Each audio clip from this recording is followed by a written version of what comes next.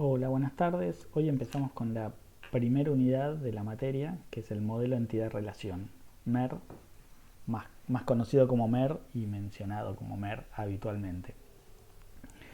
Retomo la idea y estos problemas que estábamos pensando en cuanto al ejemplo del cuatrimestre, en cuanto a las inscripciones, cómo se planifica el semestre, si se dictan unas u otras materias, si hay que registrar los datos de los alumnos o no registrarlos, toda esta idea esta es un poco la idea del mundo, el mini mundo y qué parte vamos a modelar, es parte del diseño, nosotros vamos a tener que decidir que, de qué forma modelar la información y qué parte es el negocio que vamos a resolver. En particular, la motivación para usar el modelo de entidad de relación es poder intercambiar información entre personas. Es un modelo de datos a nivel conceptual. Esto no se ejecuta, no se computa, no es una instrucción que se le da a una computadora. Es decir, que no hay sistemas gestores de base de datos que trabajen con este modelo directamente. Está avanzado en conceptos muy sencillos. Es adecuado para armar modelos comprensibles para personas.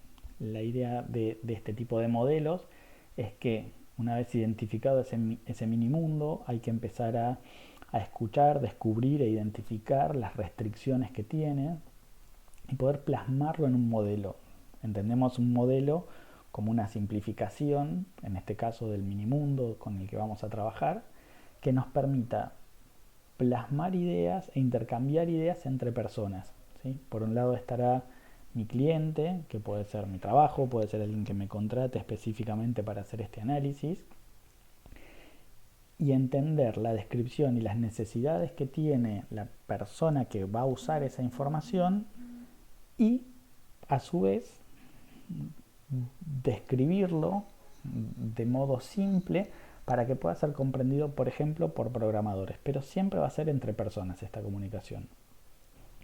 Una vez que está hecho el modelo, se puede traducir a otro que sí es soportado por los sistemas gestores de base de datos, que es el modelo relacional, que es en lo que se fundamenta esta materia.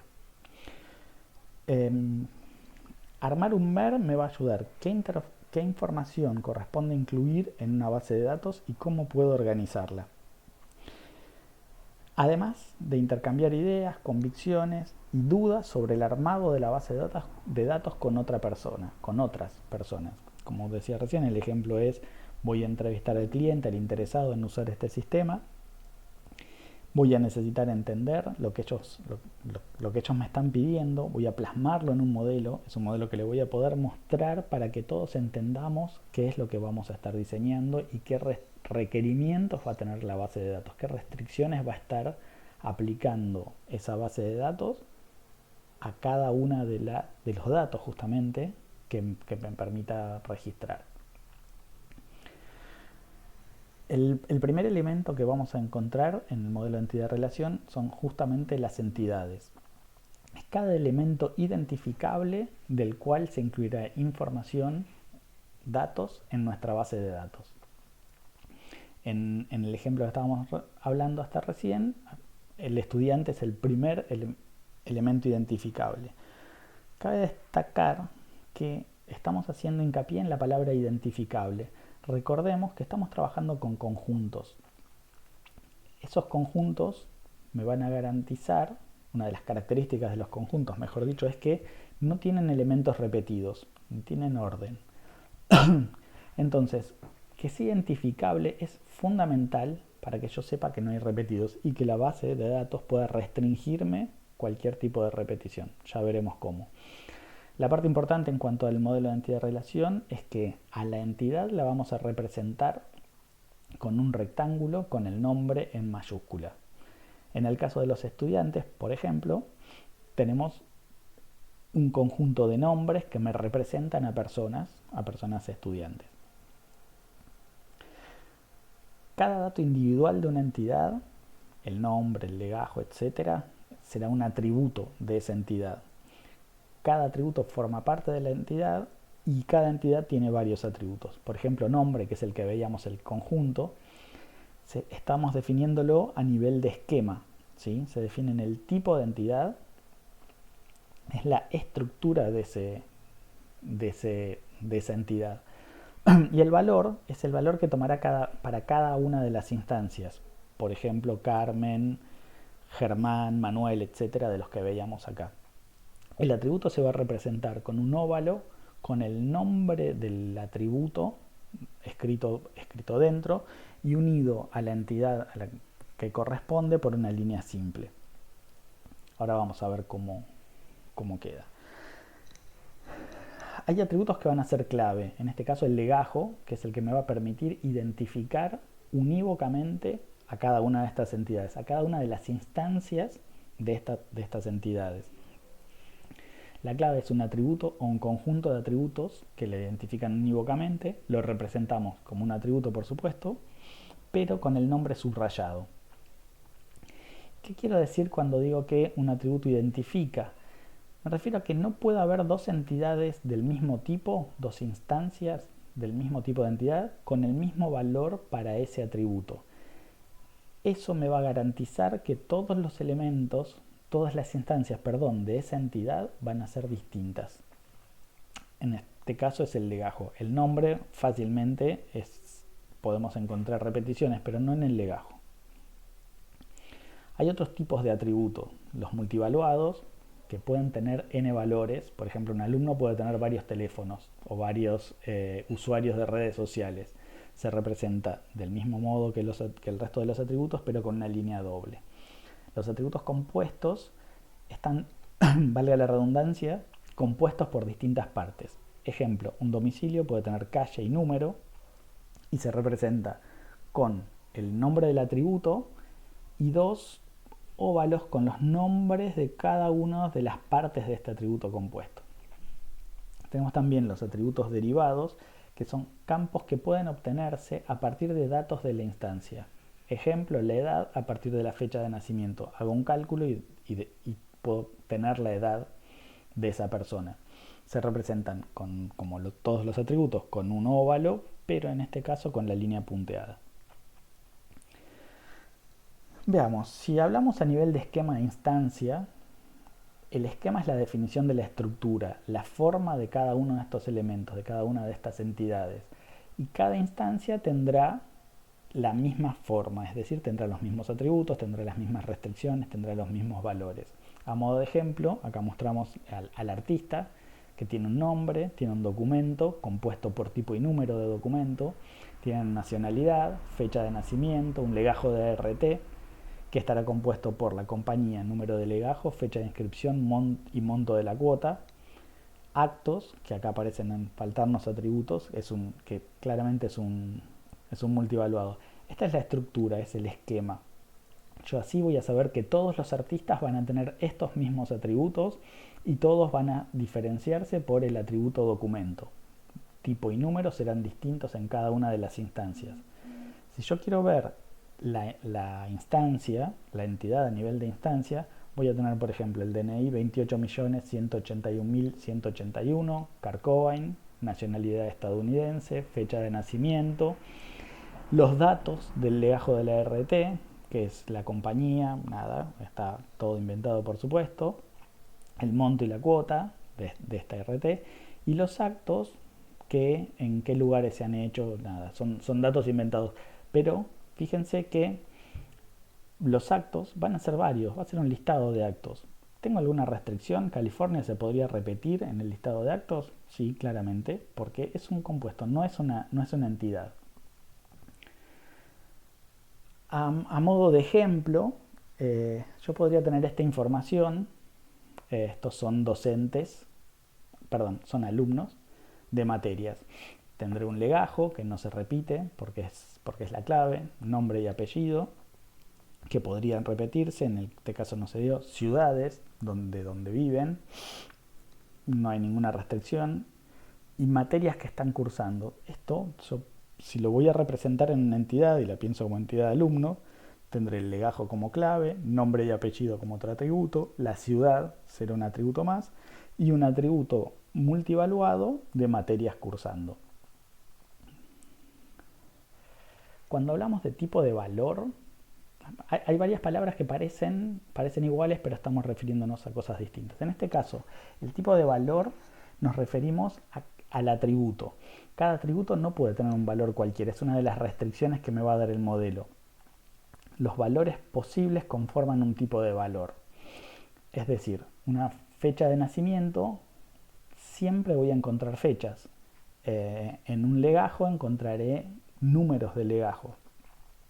Al definir un atributo, ¿qué valores es lógico que pueda tener una entidad para ese atributo? Es lo que me va a definir ese tipo. Por ejemplo, usé ya como ejemplo la fecha de nacimiento. No voy a poder encontrarme una palabra ni un número que no sea una fecha en la fecha de nacimiento. Ese es el tipo de valor y es el tipo de datos que tendrá un atributo. Ahora bien, hasta acá describí únicamente entidades únicas de un solo tipo de entidad. Es decir, hasta acá solamente describí alumnos, describí artistas. Pero el modelo de entidad-relación define las relaciones como la forma de interactuar dos o más entidades. Es el reflejo en un MER de una relación entre dos o más entidades. Dejémoslo, el más entidades dejémoslo ahí, pero es la forma en que interactúan dos entidades. Por ejemplo, el alumno Rodrigo P. se inscribe en la carrera LI. Las relaciones de un mismo tipo se agrupan o se escriben en un tipo de relación. Ejemplo, también, el tipo de relación se inscribe en, agrupa aquellas materias, aquellas carreras en donde participan alumno y carrera. ¿Sí? Describen la relación entre el alumno y la carrera. Veámoslo como conjuntos, que toda esta materia está basada en conjuntos y cómo operar con conjuntos. En principio yo tengo la entidad persona, tengo la entidad profesión, puedo encontrar la relación trabaja como entre personas y profesiones. En este caso voy a encontrar que todas las personas trabajan con alguna profesión. A lo mejor dos personas trabajan como médicos o una sola persona trabaja como conductor, ¿sí? O una sola trabaja como director. Pero yo sé que cuando encuentre a mi conjunto personas y al conjunto profesiones, existirá un conjunto adicional de las instancias de relación. La cardinalidad, ¿sí?, es la medida de en cuántas instancias de un tipo de relación puede aparecer una determinada entidad, siempre hablando de la instancia, en un determinado rol. La cardinalidad máxima, en cuanto a cardinalidades máximas, refiriéndonos a cuántas personas puedo permitir que trabajen, voy a encontrar relaciones 1 a 1, voy a encontrar relaciones 1 a muchos o muchos a 1, suelen llamarse 1 a n, o relaciones muchos a muchos, que son relaciones NM o NN, depende de dónde lo encuentren, depende de la bibliografía que lean. Es importante mencionar que la lectura de cardinalidades, la cardinalidad, esta cardinalidad que estamos describiendo 1 a 1, 1 a muchos, etc., se pone del lado de la entidad receptora. Ahora vamos a verlo con un poquito más de claridad. Hay otros tipos de... Hasta acá dijimos que cada entidad es identificable, ¿sí? Siempre una entidad es identificable, si no, no es una entidad en mi modelo. Una entidad débil es débil si depende de otra, tanto porque no tiene clave por sí misma o necesita a la otra entidad para poder identificarse. A modo de ejemplo, una cuenta y las transacciones bancarias, ¿sí? Yo una transacción puedo saber el número de transacción, pero si no conozco en qué cuenta está relacionado, puedo no conocerla. En esos casos, tanto la relación como la entidad, la débil, se marcan con doble línea. Esto me va a decir, otro ejemplo que me gusta usar mucho es las computadoras y las aulas. Cada una de las computadoras que encuentran en las aulas, por ejemplo en la 37B, tienen una numeración. Pero de las del aula 60 tienen la misma numeración, que va del 1 al 25 o al 30 dependiendo del aula. Si yo les digo que vayan a prender la computadora número 23, ustedes no van a saber de qué computadora le hablo hasta que no les diga que es la computadora 23 del aula 60, por ejemplo, ¿sí? Esa computadora es una entidad débil en mi modelo porque necesito la clave de la otra entidad para poder definirla. A no confundir esto con que no tiene clave. Absolutamente todas las entidades de mi modelo tienen clave. Y si no tienen clave, está mal hecho el modelo. Las relaciones que describimos hasta acá siempre las describí como relaciones entre dos o más entidades. Bien, las relaciones pueden darse también entre una entidad y consigo misma. Es el caso de las relaciones recursivas. Una entidad se relaciona consigo misma. Por ejemplo, un profesor supervisa a varios, a varios profesores y un profesor es supervisado por uno y solo un profesor. ¿Sí? Acá que estamos describiendo una estructura de árbol donde hay supervisión entre los profesores. Fíjense que estamos hablando de relaciones por un lado 1 a n y por el otro 1 a 1. Pero, ¿qué es el número que está a la izquierda? ¿Qué es el 1 que se ve en ambos casos? Ajá, ahí dejo espacio para pensar. Eso lo vamos a ver dentro de un rato, pero se refiere a la participación. Lo dejamos para tiempo después.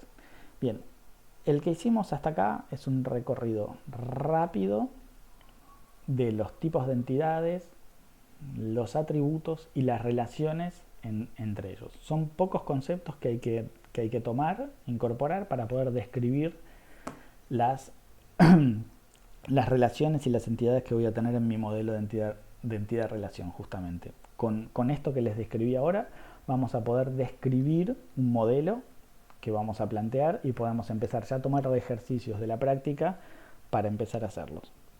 Bueno, hasta luego.